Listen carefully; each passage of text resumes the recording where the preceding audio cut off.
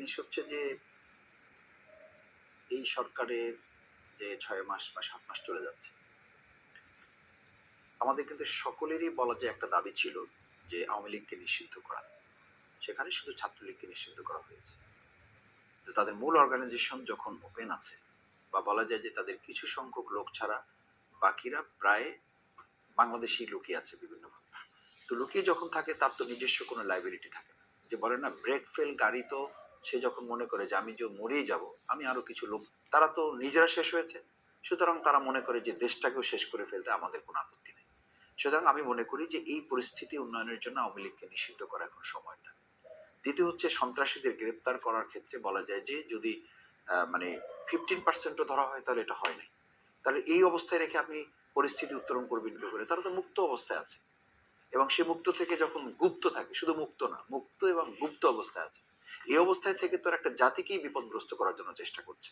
অবৈধ অস্ত্র উদ্ধার, এই যে দেখেন, আমি তো আজকে যতটুকু জানলাম যে আজকে সেনাবাহিনীর টহলও বৃদ্ধি করা হচ্ছে। মানে সেনাবাহিনী টহল, তাদেরকে ম্যাজিস্ট্রেসি পাওয়ার, এই সব কিছু তো দেয়া আছে, কিন্তু আপনি জনগণকে যতক্ষণ পর্যন্ত সজাগ সচেতন করতে না পারবেন, সন্ত্রাসীদের ব্যাপারে কার্যকর পদক্ষেপ নিতে না পারবেন, ততক্ষণ পর্যন্ত শুধুমাত্র আপনি আইন শৃঙ্খলা বাহিনী মাঠে রেখে তো আপনি শো অফ করলে হবে না, তাদেরকে তো এক্সিকিউট পলিসিতে যেতে হবে। সেই জায়গায় তো সন্ত্রাসীদের গ্রেপ্তার আমরা দেখতে পাচ্ছি না। এই মাঝে মধ্যে একজন, দুইজন, পাঁচজন, যেখানে আওয়ামী লীগের কমপক্ষে হাজার হাজার সন্ত্রাসী তৈরি হয়েছে বিগত 15 বছরে, এবং প্রশিক্ষিত সন্ত্রাসী তৈরি হয়েছে, তাদেরকে গ্রেপ্তার না করলে আপনি পরিস্থিতি উদয় করতে পারবেন না। পাচার করা টাকা তারা দেশে আছে, দেশের বাইরে আছে। বিগত 15 বছরে আমরা কি শুনেছি? ব্যাংক নাই। ব্যাংক কোথায়? ব্যাংক হলো ছাত্রলীগের, যুবলীগের ইউনিয়ন প্রচার সম্পাদকের বাসা হলো একটা ব্যাংক। মানে ইউনিয়নের সভাপতি হওয়ার দরকার নেই। আপনাকে এটা বুঝতে হবে যে আওয়ামী লীগের দ্বারা সবচেয়ে বেশি নির্যাতিত বাংলাদেশ জামাত ইসলাম। জামাত ইসলামের শীর্ষ 10 নেতাকে তারা ফাঁসি দিয়েছে। অন্যায়ভাবে আমাদের অনেক ভাইদেরকে গুম করা হয়েছে। আজকে বুলডোজারের যে কাহিনী, বুলডোজারের ইতিহাসের স্রষ্টা তো আওয়ামী লীগ। আমাদের বাংলাদেশের বহু জায়গায়, বিশেষ করে সাতক্ষীরার মতো জায়গায়, আমাদের বহু বাড়িঘর তারা বুলডোজার দিয়ে ঘুরিয়ে দিয়েছে, অফিস ঘুরিয়ে দিয়েছে। তো এটা তো শুধু হঠাৎ করে ধানমন্ডি 32 তৈরি হয় না, এটার স্রষ্টা তারা, এটার উদ্ভাবক তারা, এটা শুরুটা করেছে তারা। সুতরাং একটা ধারাবাহিকতা এই দেশের জনগণ করেছে। সবচেয়ে বেশি ক্ষতিগ্রস্ত সেই লোকটার ব্যাপারে বাংলাদেশ জামাত ইসলামের অবস্থান তো এটাই যে তাদেরকে নিষিদ্ধ করতে হবে। আপনি ফেসিস্ট একবার বলা আর 20 বার বলা কি যায় আসে? এটা তো না। এক্সিকিউশন পলিসিটা কি আপনার? আপনি তার ব্যাপারে পদক্ষেপ নেন। আমরা তো বলছি তার প্রাপ্য শাস্তি তাকে দিতে হবে। যে অন্যায় করেছে, যে খুন করেছে, যে অপরাজনীতির সাথে, যে মানে সন্ত্রাসের সাথে যে জড়িত, তাকে গ্রেপ্তার করে তাকে আইনের আওতায় নিয়ে আসতে হবে। এই ক্ষেত্রে তো আমির জামাতের পক্ষ থেকে সর্বপ্রথম ইনস্ট্রাকশন দেওয়া হয়েছে, এবং এখনো পর্যন্ত সেই অবস্থায় বাংলাদেশ জামাত ইসলামে আছে। কারণ আমরা তো কোনো কোনো ক্ষেত্রে দেখেছি যে না, নিষিদ্ধ করে বাংলাদেশ জামাত ইসলামীকে নিষিদ্ধ করা হয়েছে, ছাত্র শিবিরকে নিষিদ্ধ করা হয়েছে। এই সরকারই তো করেছে। কখন করেছে? যখন দেখছে যে আর আন্দোলন কোনোভাবে তারা সামাল দিতে পারছে না। তো আন্দোলন সামাল দিতে না পেরে বাংলাদেশ জামাত ইসলামী, ইসলামী ছাত্র শিবিরকে যখন তারা নিষিদ্ধ করে, তার অর্থই হলো এটা তাদের একটা হেডেকের করে যে তাদেরকে নিষিদ্ধ করার মধ্য দিয়ে একটা ধাপ অতিক্রম করা সম্ভব, যে তাদেরকে সাইকোলজিক্যালি স্টপ করে দেওয়া। কেন? এটার জন্য তো বিশেষ ট্রাইব্যুনাল করা হয়েছে, দ্রুত বিচার ট্রাইব্যুনাল করা হয়েছে। সেখানে তাদেরকে, আমাদের তো মামলা ছিল, আমার নিজের মামলা, মানে একদিনে 25 জন সাক্ষী নেওয়া হয়েছে, রাত 8টা পর্যন্ত সাক্ষী নেওয়া হয়েছে। সাধারণ মামলায় 3 বছর একটা মামলা রায় দিল, আর একটা 2 বছর রায় দিয়ে আমাকে 5 বছর সাজা দিয়ে, যাতে ইলেকশনে আমরা ধারে কাছে যেতে না পারি। সাক্ষী নিয়ে তৈরি করা সাক্ষী, পুলিশ সাক্ষী দিয়ে এসে আমাদেরকে বলতো, হাত ধরে এরকম চাপ দিত, ভাই কিছু করার নাই, বুঝেন তো সব, আমাদের দিকটা একটু খেয়াল রেখেন। আমি বললাম, বলে আসলেন কি আর এখন বলেন? বলছে ভাই সব সাজানো, কিছু করার নেই, আপনারা পারলে কিছু করেন। তো সেই পরিস্থিতিতে যদি 25 জন সাক্ষী আমাদের এই বিচারাঙ্গন নিতে পারে, তাহলে আজকে আমাদের বিশেষ ট্রাইব্যুনাল এই জাতির প্রয়োজন, এই প্রকৃত সন্ত্রাসীদের বিচার সাব্যস্ত করে 5 বছর লাগবে কেন? 5 months is enough। এই কথাটা যদি আমি বলি, আপনি বলছেন এটা যে বলবে এটা আরেকটা সন্ত্রাস, মানে এর আরেকটা ষড়যন্ত্র। কারণ বিচার চাওয়া হচ্ছে, এই জন্য বিচারের অর্থই হচ্ছে তারা নির্বাচন তো পরে রাজনৈতিক ভাবেই তারা নিষিদ্ধের পথে চলে যাবে। আমাদের রিফরমেশনের ব্যাপারটা আমরা কিভাবে দেখব? সিরিয়াতে যখন বাশার আল আসাদের মতো আরেক ফ্যাসিস্টের পতন হলো, আপনি নিশ্চয়ই জানেন যে সেখানে সাথে সাথে দল নিষিদ্ধ হয়েছে বাশার আল আসাদ। বিপ্লব উত্তর তার পরের দিনই তাদের সংবিধান বিলুপ্ত করা হয়েছে। তারপরের দিনই রাষ্ট্রপতি অপসারণ করা হয়েছে এবং তারা সিদ্ধান্ত নিয়েছে, নতুন রাষ্ট্রপতি যাকে দায়িত্ব দেওয়া হয়েছে, যারা 4 বছর তারা শুধু এই বিধ্বস্ত সিরিয়াটাকে গড়ে তোলার জন্য 4টা বছর তারা ঠিক করেছে, নিজেরা ঐক্যমত হয়েছে যে শুধু রিফরমেশনে কাজ করবে তারা। কারণ এই 20-25টা বছর রাষ্ট্রের কাঠামোগুলোতে যেভাবে তারা শেষ করেছে, একইভাবে তো বলা যায় তার চেয়ে কয়েক গুণ আমাদের দেশটাকে তারা শেষ করে দিয়ে গেছে। তো সেই জায়গায় আমরা তো এখনো সংবিধানের কোনো সিদ্ধান্তে যেতে পারিনি। যে সংবিধানে বলা হয় নাই তা না, এগুলো বলা হয়েছে, কিন্তু আপনি অন্তর্বর্তীকালীন একটা সরকারের স্ট্রেংথটা তো আমাকে বুঝতে হবে। তারা স্ট্রেংথ ডিপেন্ড করবে যে পলিটিক্যালি যখন এটা একটা মানে সেন্ট্রাল একটা মানে ওপেন ইসে আসবে, কিন্তু সেটা তো আমরা আসতে পারিনি। এই ব্যর্থতাটা যতটা না অন্তর্বর্তীকালীন সরকারের, তার চেয়ে আমি মনে করি রাজনৈতিক দল হিসাবে আমাদেরও এখান থেকে দায় নিতে হবে। এখান থেকে আমরা দায় মুক্ত এই জন্য নই যে আমরা তো এই ব্যাপারে একমত হয়ে সরকারকে সহযোগিতা করতে পারি নাই, আমরা দল নিষিদ্ধের ব্যাপারে একমত হতে পারি নাই, আমরা রাষ্ট্রপতি অপসারণে একমত হতে পারি নাই, আমরা সংস্কারের প্রশ্নে 4 বছর না হোক, 2 বছর হোক, 1 বছর হোক, আমরা বলি যে আপাতত আমরা সংস্কারটাকে প্রায়োরিটি দিই। আসলে দেখেন, একটা দল আর একটা দলের মতের সাথে যদি একমত হয়ে যাবে তাহলে ভিন্ন দল মানে তো ভিন্নতা। আপনি দলের মধ্যেও তো 50 জন থাকলে 45 জন এক কথা বলে, 10 জন এক কথা বলে, এইটা থাকে। কিন্তু এই কথাটাকে যখন আপনি সামনে নিয়ে আসবেন তখন তো আপনাকে ওন করতে হবে যে ন্যাশনাল ইন্টারেস্টে আমরা একটা জায়গায় কাজ করি। এখন ন্যাশনাল ইন্টারেস্টে কি? ন্যাশনাল ইন্টারেস্টটা তো ছিল জাতি মনে করে যে এই আওয়ামী লীগ আমাদের উপরে যা করেছে, তাতে তাদের রাজনীতিবিদদের সাথে বসে এটা নিয়ে পরামর্শ করতে পারে, রাজনীতিবিদদের সহযোগী নিতে পারে।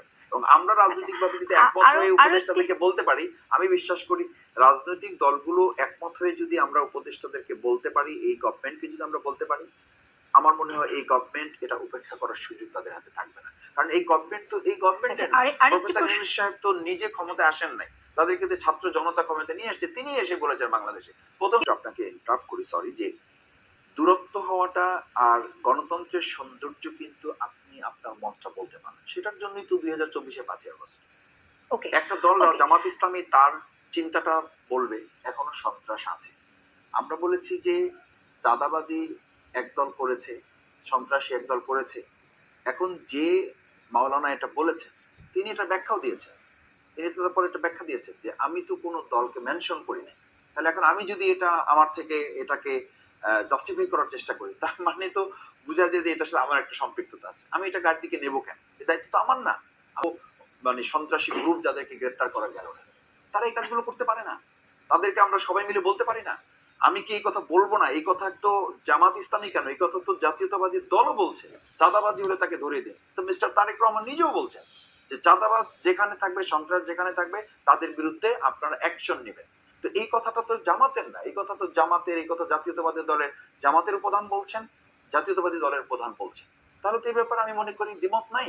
কিন্তু মাঠ পর্যায়ে কেউ কেউ একটা সুবিধা নিচ্ছে, সেই সুবিধাভোগীটা কারা? সেই সুবিধাভোগী যদি আমার দলের হয় তাকে আমার সামলাতে হবে, সেই সুবিধাভোগী যদি ইশরাক ভাইয়ের দলের হয় তাকে সামলাতে হবে। কারণ সামলাতে না পারলে আপনাকে তো মনে রাখতে হবে পরিণতিটা তো ওই সেই শেখ হাসিনার পরিণতি আমাকে বহন করতে হবে, জাতির কাছ থেকে আমাকে প্রত্যাখ্যাত হতে হবে।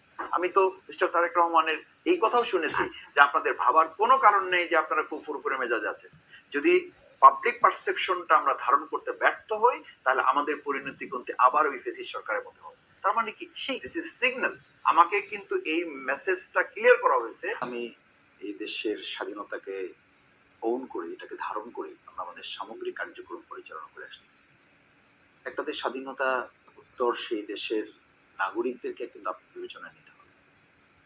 তার মানে 53 বছরে আজকে যারা বয়স 55 বা 53 বছর, মানে সে ওই দিন জন্মগ্রহণ করেছে। আর যদি আপনি 60 ধরেন তাহলে তার বছর হয়তো খুব বড় জোড়া 7 বছরের ছিল বা 10 বছরের ছিল। আপনি 53 বছরের আগের বিষয়ে এখন ভাববেন, নাকি আপনি এখন বর্তমান সময়টাকে নিয়ে আপনি সামনে আগাবেন? পৃথিবী আজকে কি বলে? বরং 71-এর ধারাবাহিকতায় আমাদের প্রিয় 24-কেও আমাদের ধারণ করতে হবে। এই নতুন স্বাধীনতাটাকেও আমাদেরকে গ্রহণ করতে হবে। কারণ আমাদের এই 2 মাসে আমাদের নতুন একটা বাংলাদেশ আমাদের ছেলেরা, আমাদের জনতারা নিয়ে এসে দিয়েছে। সুতরাং সেই জায়গায় জামাত ইসলামের অবস্থান পরিষ্কার যে আমরা দেশের স্বাধীনতার সার্বভৌমত্বকে ধারণ করে শুধু না, এটাকে অক্ষত রাখার জন্য আমাদের নেতৃবৃন্দ জীবন দিয়েছে। আমি একটা কথা আপনাকে বলি, দেখেন, আমি ৬৭ দিন রিমান্ডে ছিলাম। ৬৭ দিন রিমান্ডের দুটো বেসিক কোশ্চেন আমার জন্য ছিল। এক, কেন বিএনপি থেকে আপনি আলাদা হচ্ছেন না? এবং আপনাকে আমি এটা বলি, আজকে অফিসিয়ালি আপনাকে বলতেছি, যদি আমি ওই দিন রিমান্ডে শুধু এটা বলি যে হ্যাঁ ঠিক আছে, আমি আমার দলকে মেসেজ দিচ্ছি যে আমরা বিএনপির সাথে নাই, তাহলে আমাকে সমস্ত মামলা থেকে খালাস করে দিয়ে, আমার রিমান্ড থেকে দিয়ে আমাকে তারা বাড়িতে পাঠিয়ে দেবে। যে শুধু বলেন যে আমি বিএনপির সাথে, আমি এটা কেন বলছি? সেকেন্ড কোশ্চেন ছিল যে আপনারা পার্শ্ববর্তী দেশ ভারতের বিরোধিতা, পূর্ববর্তীকে ওন করতে গিয়ে যদি ভারতের কেন ওটা পৃথিবীর বিরোধিতা করতে হয়, সেটা আমি করব। আমাদের নেতৃবৃন্দকে ফাঁসির জন্য কখন গ্রেপ্তার করা হয়েছে আপনার নিশ্চয়ই মনে আছে, আমরা যখন টিপাই মুখবাদের বিরুদ্ধে আমরা নেমেছি, তখন আমাদের নেতৃবৃন্দের নামে সম্পূর্ণ হয়রানিমূলক মিথ্যা মামলা দিয়ে তাদেরকে গ্রেপ্তার করা হয়। নিজামী সাহেবের মতো লোক, যিনি 2 টাকার দুর্নীতি করেন নাই বলে চ্যালেঞ্জ করেছেন অন্তর্বর্তীকালীন সরকার, এটা তো আমাদের সরকার না, বিএনপির সরকার না। এই অন্তর্বর্তীকালীন সরকারের প্রসিকিউটরগণ বলেছেন যে এটা সম্পূর্ণ হাস্যকর, পৃথিবীর অষ্টম আশ্চর্যমূলক মানে বেচার ব্যবস্থাপনায় ক্যাঙ্গারু কোর্টের মাধ্যমে তাদেরকে ফাঁসি দেওয়া হয়েছে। তো এটা দিয়ে থেকে এটা প্রমাণিত হয় না যে ৭১ ইস্যুতে বাংলাদেশ জামাত ইসলামী সম্পর্কে যে 4টা গুরুত্বপূর্ণ অভিযোগ, যখন নাগরিকত্ব ক্যান্সেল হয়েছে, তারপর যখন এই নাগরিকত্ব আইনগতভাবে ফাইট করে আমরা পেয়েছি, উনি সেদিন আবার লাখো জনতার সামনে বাইতুল মোকাররমের উত্তর গেটে উনি পরিষ্কার বলেছেন যে 71 ইস্যুতে আমরা যে ভূমিকা নিয়েছি সেটা একটা রাজনৈতিক অবস্থান ছিল। সেই অবস্থান থেকে যদি আমাদের থেকে কেউ আপনারা কষ্ট পেয়ে থাকেন, আপনারা আমাদেরকে ক্ষমা করুন।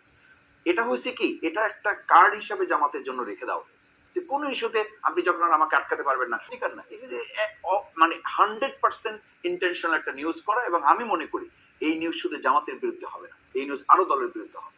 কেন হবে? এই বর্তমান পরিস্থিতিটাকে কোয়েশ্চেনেবল করার জন্য আপনি যে ভালো একটা পরিস্থিতি বাংলাদেশে তৈরি করতেছেন এবং যারা করতেছেন তাদের পিছনে লেগে কেউ কেউ এই কাজটা করবেন। কারণ এই যে আমি বলেছি অবৈধ অস্ত্র, অবৈধ টাকা, এই টাকাগুলো তো কোথাও না কোথাও ইনভেস্ট হচ্ছে এবং তাদেরকে অ্যাসাইন করা হচ্ছে আপনার এই ফ্রেশ রাজনীতিটাকে কোশ্চেনেবল করা। সেই জায়গায় তারা এটা করবে। আমি মনে করি যে এই যে তারা নিউজটা করেছে, এটা 100% অসত্য একটা নিউজ করেছে এবং পরিকল্পিতভাবে তারা করেছে। আলহামদুলিল্লাহ, আমরা মনে করি এটা আল্লাহর দেয়া নেয়ামত, আকাশচুম্বী জনপ্রিয়তা। এই জনপ্রিয়তাটা ওনার নিজস্ব অর্জন না, এটা বাংলাদেশের মানুষের ভালোবাসা। সেই ভালোবাসার জায়গাটা তাদের পছন্দ